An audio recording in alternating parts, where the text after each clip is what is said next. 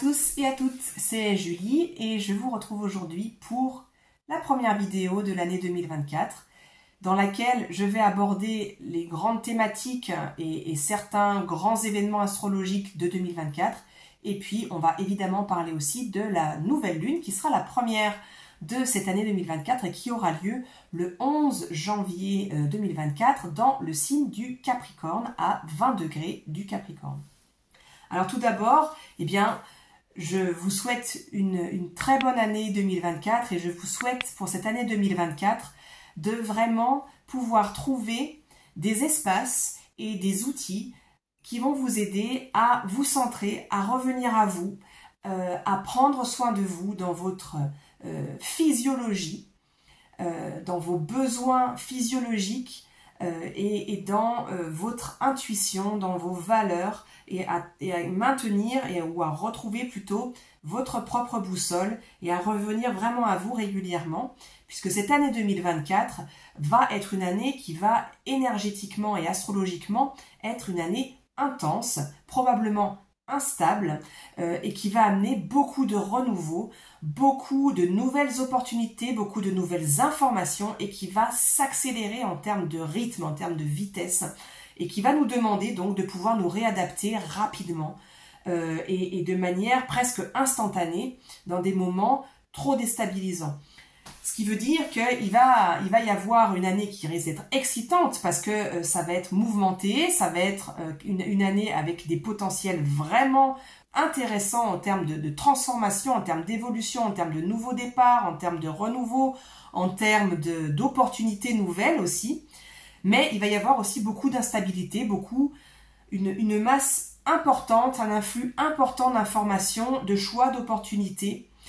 qui risque d'être aussi déstabilisant. Ce qui veut dire qu'il va falloir pouvoir mettre en œuvre ces outils-là. Alors, vraiment, pour commencer, pour bien vivre cette année, et c'est vraiment ce que je vous souhaite, je vous conseille fortement de vous faire une espèce de boîte à outils, de pratique facile à mettre en œuvre, rapide à mettre en œuvre, pratiquement n'importe où en 10 minutes, vous êtes capable de pouvoir aller vous recentrer. Alors, ça peut être de vous mettre pieds nus, d'aller marcher dans l'herbe si c'est possible, de vous occuper de votre jardin, ça peut être d'aller dans un coin de nature ou dans un parc si vous en avez besoin. On sait que pour redescendre en stress, il y a certaines techniques de respiration qui peuvent aider. Et puis, le simple fait de regarder du vert, là je regarde par ma fenêtre et je vois les cimes des arbres. Bon, ils sont dépourvus de feuilles pour le moment, mais ça reviendra. Et le simple fait de pouvoir se connecter à du vivant, à du végétal, ne serait-ce que par la vue, quand on ne peut pas faire autrement que ça, fait décliner le niveau de stress, le niveau de cortisol. Trouvez-vous donc des outils, des pratiques, ça peut être des pratiques de respiration, peut-être des pratiques de méditation, je ne sais pas, de sport, enfin peu importe. À chacun, à chacune de trouver son ou ses outils privilégiés qui va être facile à mettre en œuvre et auxquels on peut revenir rapidement et qui vont nous permettre de revenir à notre centre rapidement, revenir à nos besoins, comment nourrir nos besoins, et puis revenir aussi à notre axe et donc à nos propres valeurs, à notre ressenti personnel, puisque lorsqu'on est confronté à une masse d'informations, à un influx trop grand d'informations ou de choix ou de possibilités, ça peut être déstabilisant, ça peut être anxiogène, et l'idée c'est qu'il n'y a plus, et je crois que, sans trop m'avancer, je crois pouvoir dire que on va vers une époque où de moins en moins ce sera le cas, on ne va plus vraiment pouvoir désormais dans quoi que ce soit dire voilà la solution elle est là. Et la solution c'est la même pour tout le monde. Et ça c'est bien et ça c'est mal et ça c'est comme ça. Alors bien sûr qu'il y a des grandes règles, des choses qui ne sont pas à enfreindre, on est bien d'accord, mais dans notre quotidien où on a de la chance encore, nous dans le monde occidental, de ne pas être confrontés la plupart du temps à ces questions de vie ou de mort, dans la minute, on a le temps de se poser des questions et on a le temps de se dire qu'est-ce qui est bon pour moi ou qu'est-ce qui est juste pour moi et qu'est-ce qui ne l'est pas dans cet instant T, dans ces circonstances-ci, qui ne seront pas les mêmes dans un jour ou deux. Mais à ce moment-là, qu'est-ce que je décide de faire? Et pour cela, revenir à soi. Est-ce que je le sens bien, cette situation-là? Non, je le sens pas. Il y a quelque chose que je sens pas, alors je n'y vais pas, tout simplement. Peut-être que mon voisin va bien le sentir et il va y aller, peu importe, mais moi je le sens pas, alors j'y vais pas. Là je le sens bien, alors j'y vais. Et pour ça il faut pouvoir revenir à un espace de calme, un espace de centrage, un espace où on prend soin de sa physiologie, de son corps physique et de ses besoins physiologiques. Et on revient à un espace de tranquillité. C'est ce que nous a appris le taureau, hein, jusqu'à la moitié de l'année passée avec le passage du nord en taureau, et puis l'arrivée de Jupiter en taureau, qui nous incite à vraiment prendre le temps à nous écouter, écouter nos besoins physiologiques, prendre le temps d'avoir suffisamment de sommeil, d'avoir suffisamment de lenteur, d'avoir suffisamment de silence, d'avoir suffisamment de nourriture, de la nourriture qui nous convient à notre physiologie, à nos besoins physiologiques propres, de s'hydrater suffisamment, de faire suffisamment d'exercice et en même temps d'être suffisamment contemplatif et de se sentir suffisamment connecté à soi pour pouvoir l'être aussi avec tout le vivant qui est autour de nous et de pouvoir nous ressourcer. Alors une des raisons pour lesquelles je vous parle de tout ça, c'est que vous avez peut-être vécu une fin d'année 2023 assez mouvementée, assez intense, peut-être pas très agréable, avec des confrontations à de la maladie, à de la fatigue, peut-être à des décès autour de vous et peut-être à de l'épuisement et à de l'insomnie, des choses comme ça. Et ça peut avoir été généré par le fait que nous avons eu un nombre très important d'éruptions solaires majeures, donc de classe X, c'est-à-dire des éruptions solaires très importantes, à la fin de l'année 2023, et qu'il va y en avoir, donc les scientifiques spécialisés dans cette étude-là prédisent le pic de ce cycle, parce que ça fonctionne en cycle, et le pic de ce cycle d'éruption solaire pour fin 2023 et donc l'année 2024. Ce qui veut dire que l'année à venir va être une année qui risque énergétiquement d'être fatigante aussi. Pourquoi? Parce que les éruptions solaires apportent des influx massifs d'énergie dans toutes les planètes du système solaire. La Terre étant la 3e planète la plus éloignée du Soleil, on est quand même encore assez proche du Soleil et évidemment, on est bien sûr affecté par cet influx d'informations massives via les photons qui sont envoyés par le Soleil. On a tout un tas d'énergies électromagnétiques qui nous sont envoyées de manière massive. Et autant ça va faciliter l'évolution, notre voyage évolutif personnel et collectif, autant le fait que ce soit de si grandes, de si puissantes éruptions qui ont été en si grand nombre, eh bien, va générer beaucoup de fatigue pour nos corps physiques. Ça peut être de la fatigue chronique, ça peut être de l'épuisement, ça peut être des insomnies, des bourdonnements d'oreilles, ça peut être aussi certaines maladies et puis des carences. Donc, je vous conseille, et si jamais c'est votre cas et que vous êtes fatigué, d'aller peut-être faire un bilan avec votre médecin généraliste et de voir si jamais vous n'avez pas des carences que votre corps a pioché dans tel ou tel minéral pour pouvoir en fait s'adapter à cet influx d'énergie qui arrive et que peut-être vous avez besoin d'être complémenté avec tel ou tel minéral ou vitamine. Voilà, je vous conseille de faire ce bilan-là parce que ça peut être utile dans la période fatigante que l'on traverse, puis ça peut être une bonne idée pour aborder cette nouvelle année avec les batteries rechargées et puis autant d'atouts possibles pour nous, pour bien prendre soin de nous, de notre corps, pour pouvoir aborder cette année la mieux possible en fait. Voilà, alors un petit tour d'horizon astrologique des points marquants qui vont ponctuer 2024. Alors on reviendra dessus, je vais simplement le lister avec quelques tendances et puis on passera ensuite à la nouvelle lune. Alors tout d'abord, le 31 décembre 2023, la planète Jupiter est repassée direct dans le signe du Taureau, ce qui veut dire que elle est revenue dans son énergie qui vient mettre cette loupe sur les besoins du Taureau. Et donc, tout ce que je viens de vous mentionner avec prendre soin de ses besoins physiologiques, ses besoins de lenteur et prendre soin de soi, prendre soin de ses relations aussi, eh bien, est favorisée par Jupiter. Alors profitons-en, puisque Jupiter ne va pas rester dans le signe du Taureau pour toute l'année. Il va changer de signe au cours de l'année, à la fin du mois de mai, pour passer dans le signe des Gémeaux. Et il va donc mettre en avant une énergie toute différente avec les Gémeaux, une énergie qui va notamment être de celles qui vont apporter cette accélération, cette communication, cette énergie mentale, psychique, et ce renouveau, cette énergie de découverte de nouvelles opportunités décuplées. Donc, pendant qu'on est encore avec une certaine loupe sur cette énergie Taureau, profitons-en, hein, remplissons nos batteries, prenons des bonnes habitudes et ancrons-les dans notre quotidien de sorte qu'il va nous être facile de les mettre en œuvre quand on en aura besoin. Tout de suite, le 2 janvier, la planète Mercure est repassée direct dans le signe du Sagittaire et on va passer en Capricorne à nouveau dans les jours à venir. Et Mercure, donc, revenant direct, nous redonne cette énergie et également après avoir eu une période de réflexion, de pause pour aller de l'avant. On a donc, vous allez le voir, pas mal d'énergie qui arrive à un certain renouveau pour cette année 2024 et on a vraiment... Vous allez voir, ça va faire comme une espèce de... On allume un petit peu, je ne sais pas si vous avez en tête ces vieux films des années 60-70 où on avait la NASA qui préparait le lancement d'une fusée, puis on voyait, tac, on allumait un bouton, puis tac, on allumait le suivant, puis la lumière qui s'allumait. À chaque fois, ça fait un petit peu ça en fait. Chaque planète repasse direct l'une après l'autre et vont toutes l'être pour les quelques mois à venir.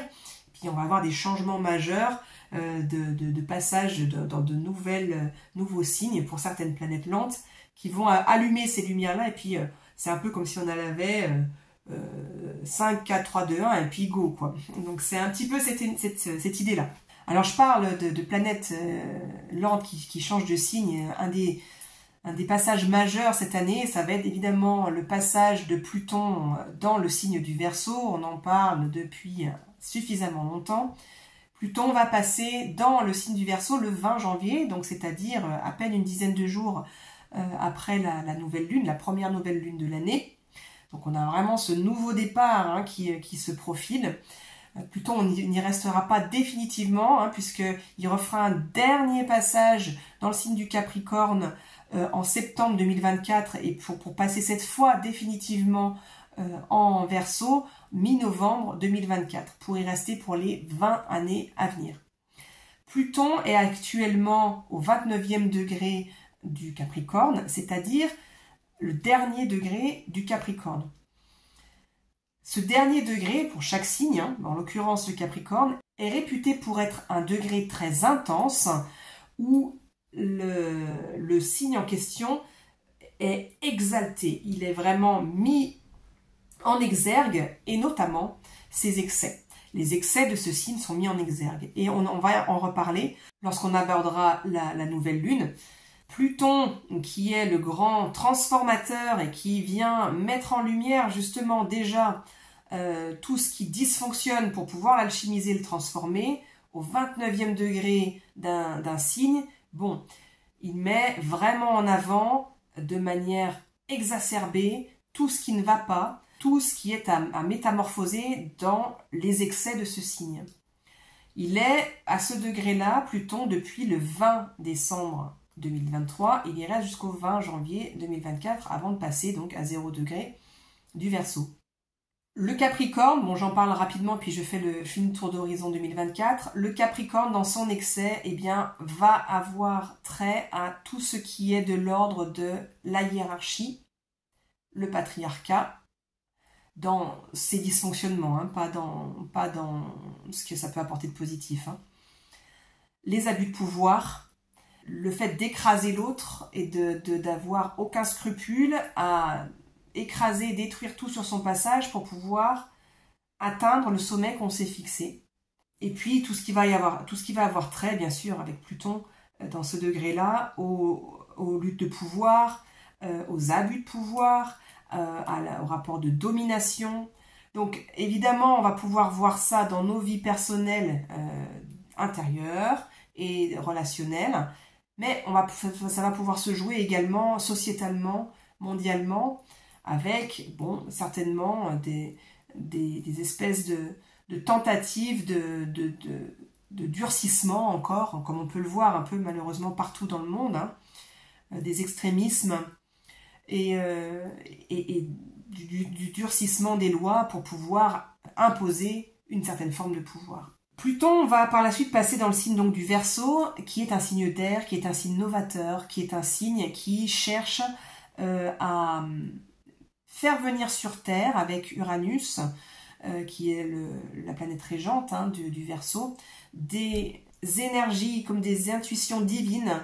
et pour pouvoir mettre en œuvre du mouvement, de la nouveauté, de l'innovation dans nos vies incarnées, dans notre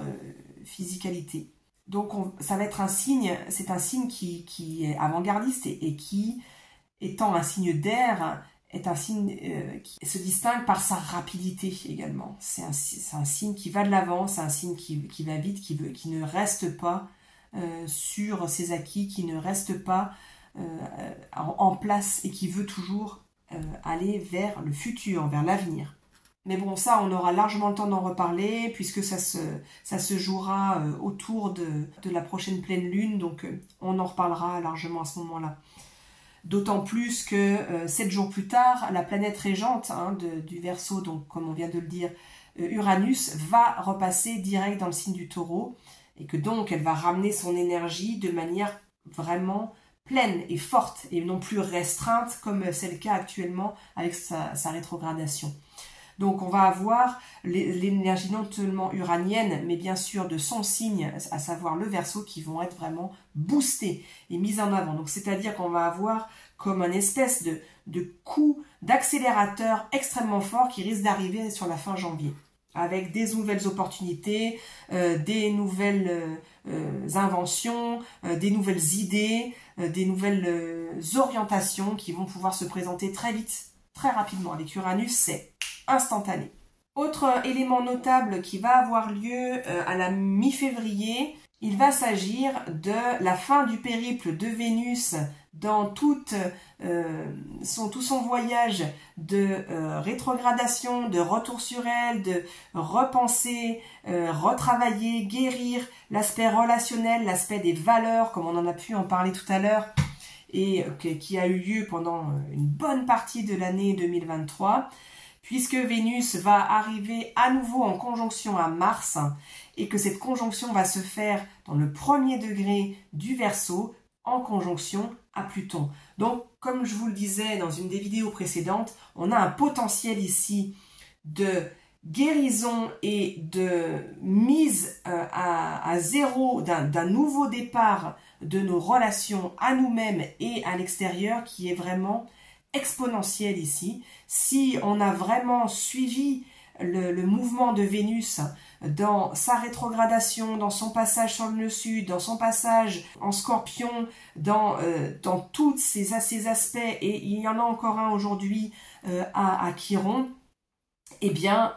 maintenant que Vénus va rejoindre Mars, donc les polarités féminines masculines se rejoignent, et qu'elles se rejoignent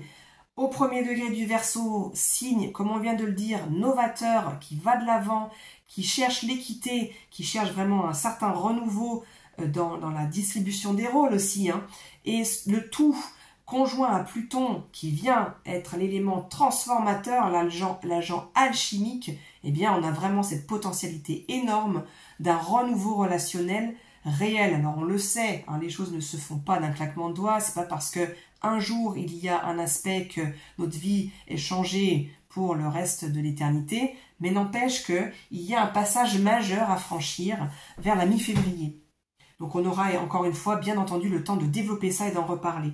D'autant plus qu'on va avoir une conjonction entre le nœud nord en bélier et Chiron, hein, qui est déjà en train de se former depuis quelque temps, mais qui est en train de se resserrer et qui sera exact en février-mars, fin février et début mars, et qui va pouvoir nous apporter une clé de guérison vraiment dans le rapport de moi à moi et à l'autre, moi dans le monde et moi dans le monde avec les autres, qui va être vraiment important. Suite à ça, on va avoir un moment très attendu dont tous les astrologues vont parler, qui va être la conjonction de Jupiter à Uranus, qui aura lieu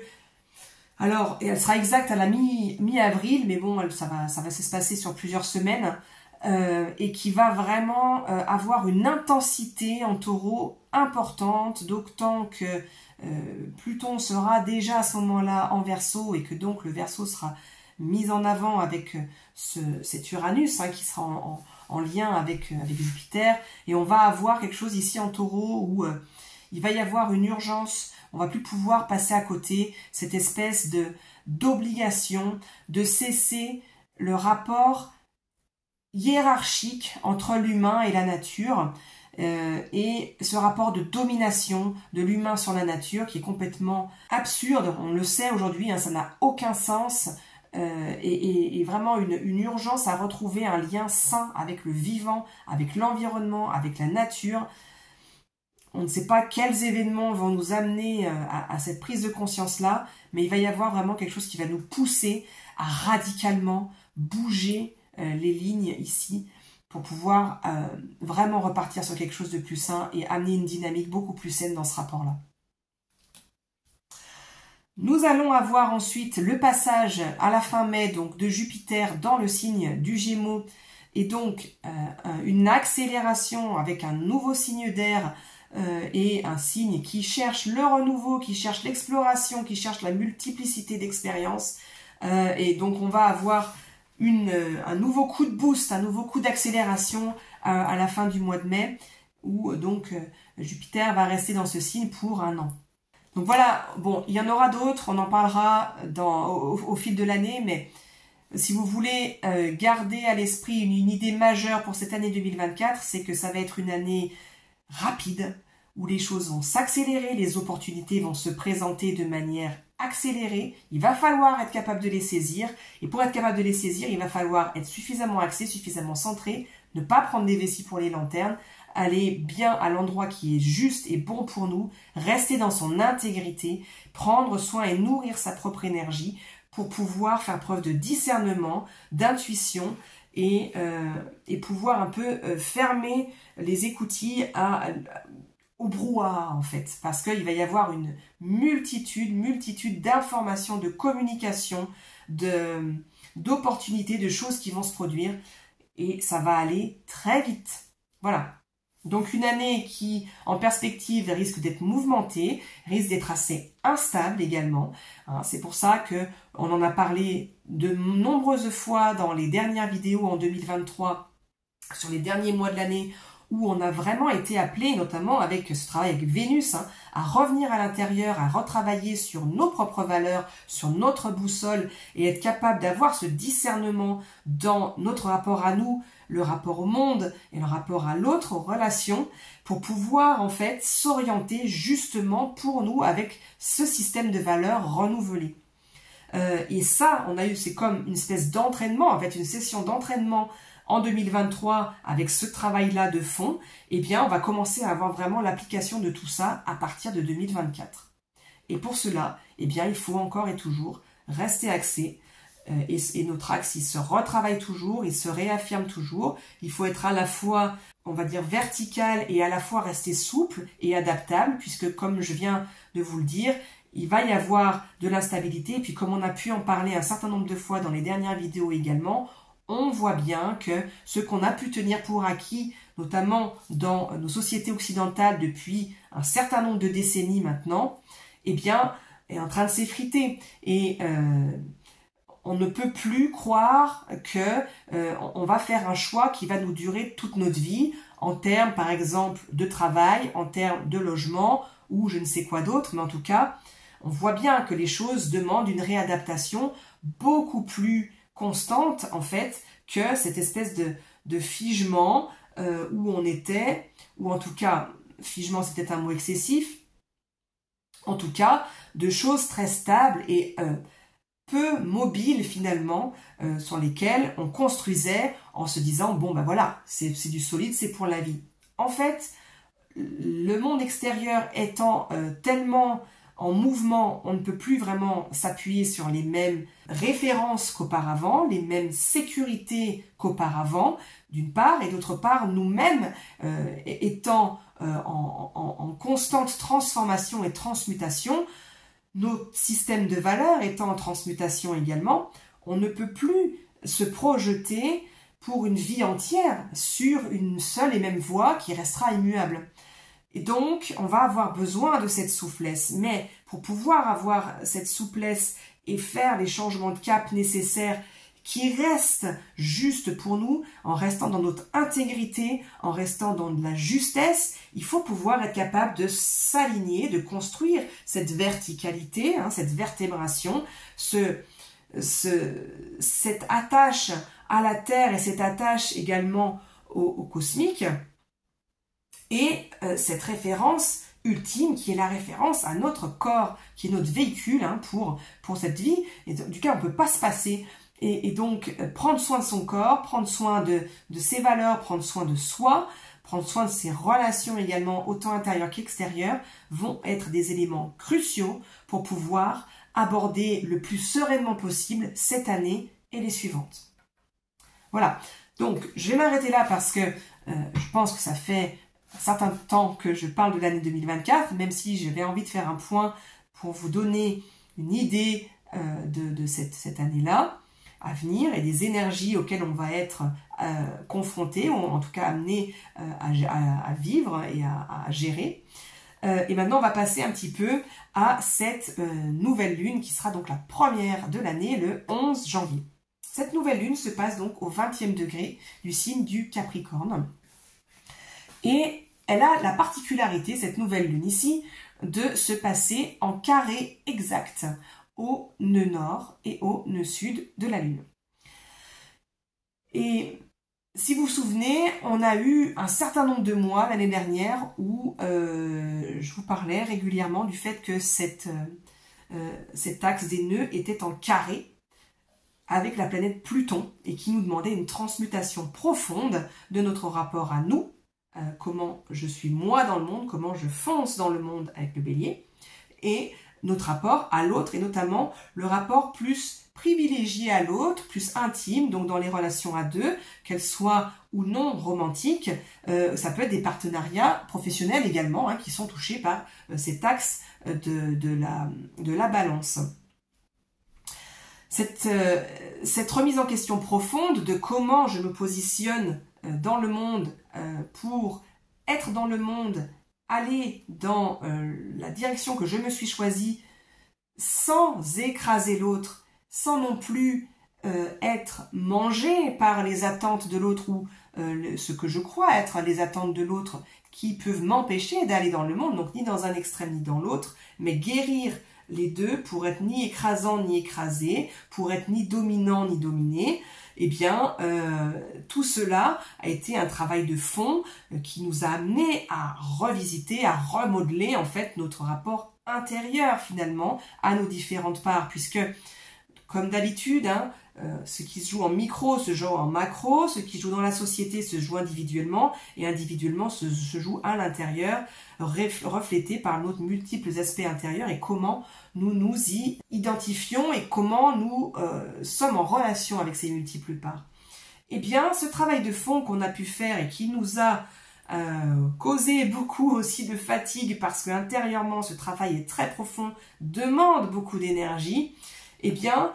c'est comme si maintenant, avec cette première nouvelle lune, cette première conjonction soleil-lune, qui prend le relais pour le carré à cet axe des nœuds, nous disait, bon ben voilà, on a un potentiel nouveau départ ici, qu'est-ce que je pose comme intention maintenant pour cette nouvelle année 2024 ? Comment est-ce que je vais m'orienter maintenant dans mon rapport entre ma façon d'aller dans le monde, ma façon d'innover, ma façon de naître au monde, ma façon de créer avec le bélier, et à l'opposé, ma façon d'être en lien avec les autres, de manière à ce que ce soit juste pour l'un et pour l'autre, et équilibré. Le fait que ce soit un carré, alors l'intensité est un peu moindre du fait que Pluton est bien plus intense que le Soleil et la Lune, mais n'empêche que avec le Soleil et la Lune, on a notre partie innée, intérieure, notre paysage psychologique, émotionnel intérieur avec la Lune, intime, qui est en carré avec ceci, avec ce rapport au monde et ce rapport à l'autre. Et puis, ce que j'émane dans le monde avec le soleil qui est en carré à ces deux tendances-là. Donc, encore une fois, c'est le moment d'affiner de mon rapport intérieur à ces questions de domination ou de soumission, à ces questions de justesse, à ces questions d'élan de vie. Est-ce que je suis capable de suivre mes élans de vie intérieurement ou est-ce que je les castre? Et ce rapport de comment est-ce que je vis avec mes facettes intérieures, est-ce que je les écoute ou est-ce que je les fais taire?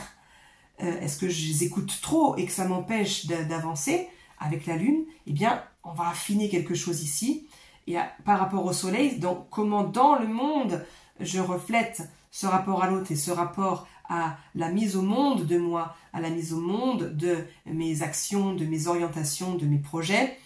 eh bien, voilà, on finit d'axer quelque part la boussole. On ajuste un petit peu le cadran pour dire, voilà, alors là, ça tiraille encore. Là, il y a des choses qui sont encore pas tout à fait justes. Je finis d'ajuster pour pouvoir vraiment me préparer à ce nouvel élan dans le monde qui va être entraîné par tous les échéances dont on a parlé pour 2024 tout à l'heure. Il va y avoir potentiellement un travail encore de guérison qui risque d'être assez intense ici, puisque comme je vous le disais, on voit sur la carte que le carré entre le nœud nord en bélier et Chiron en bélier est en train de se resserrer, il n'y a plus que 5 degrés entre les deux planètes, enfin entre cette planète et le centaure, et la conjonction soleil-lune se trouve aussi également en carré à Chiron. Donc, en Capricorne, c'est-à-dire ma façon d'aller dans le monde pour me fixer un objectif, me trouver une place sociale dans laquelle j'atteins mes objectifs, je suis reconnue par mes pairs dans la société, je suis capable de mettre en œuvre tout le nécessaire pour mettre en œuvre mes objectifs, je suis capable d'une grande ténacité, je suis capable de franchir les obstacles, je suis capable de me dépasser en fait. Et même si l'environnement est plutôt hostile ou s'il y a peu à me nourrir dans cet environnement-là, eh bien je continue à franchir les étapes pour atteindre le sommet que je me suis fixé. Et donc, avec une certaine ténacité, une certaine lenteur, hein, ça ne se fait pas du jour au lendemain, ça c'est le Capricorne, eh bien, comment est-ce que ma volonté d'aller dans le monde, de créer, quel que soit le qu'en dira-t-on, eh bien, ma façon aussi de vouloir ne pas trop faire de vagues et vouloir préserver mon environnement social avec la balance, comment est-ce qu'il y a peut-être une dissonance entre les deux? Et donc, comment Chiron va pouvoir nous apporter une certaine guérison, notamment dans la façon de se mettre au monde soi, puisqu'on parle du bélier essentiellement, puisque les deux sont en bélier, et puis mettre au monde ses projets sans trop se poser de questions. Il est probable qu'avec cette conjonction entre le nœud nord et Chiron, en carré au soleil et à la lune, qu'on ait de la fatigue, beaucoup, et que ça se répercute sur notre santé. De manière physique, on risque de sentir beaucoup de fatigue, peut-être de l'énervement, peut-être de l'abattement, peut-être des maladies qui vont venir nous affaiblir un peu. En tout cas, dans la corporalité, il est fort à parier que on risque d'être fragilisé. Hein. Le bélier, c'est aussi notre rapport à nous-mêmes, à notre corps physique. Hein. C'est la mise au monde de soi-même, c'est aussi la mise au monde avant tout de notre corps physique. Donc le rapport au corps physique. Donc il risque d'y avoir de la fatigue encore augmentée par cette conjonction-là en carré au soleil et à la lune. Et puis pour toute la période à venir, là jusqu'au printemps grosso modo, où on va avoir cette conjonction qui va se rapprocher entre le nœud nord et le centaure, qui va nous amener probablement pas mal de fatigue, et puis ça va être difficile peut-être pour notre corps, d'où l'intérêt d'en prendre soin et de faire le nécessaire, hein, en complémentation et tout ce qui vous sonne juste, hein, pour accompagner ce mouvement-là. En somme, on a donc vraiment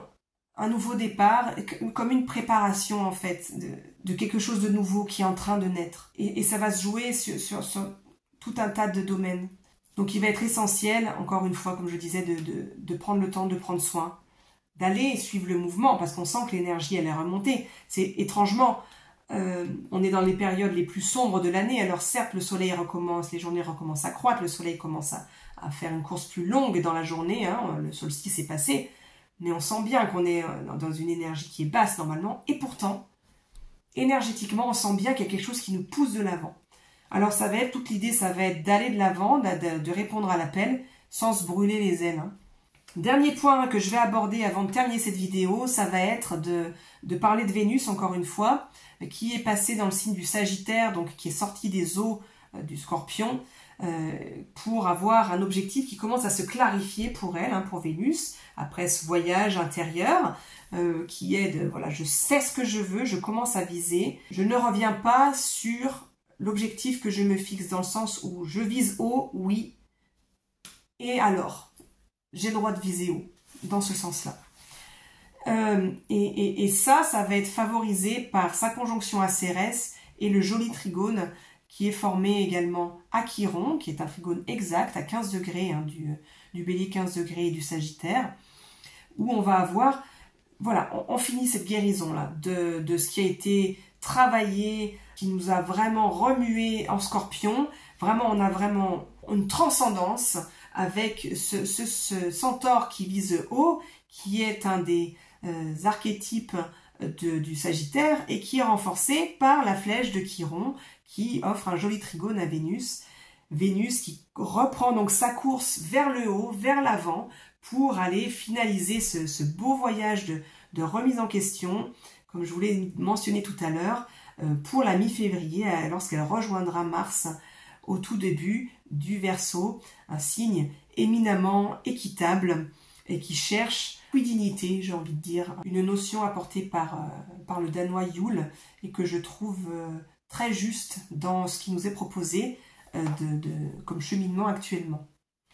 Voilà, je suis encore actuellement assez fatiguée comme vous pouvez l'entendre et peut-être le voir et je vais m'arrêter là. Je vous souhaite un très beau début d'année, une belle période et j'espère vous retrouver en meilleure forme pour la pleine lune de la fin du mois de janvier. Je vous dis à bientôt, prenez bien soin de vous et de vos proches et à très vite pour une nouvelle vidéo.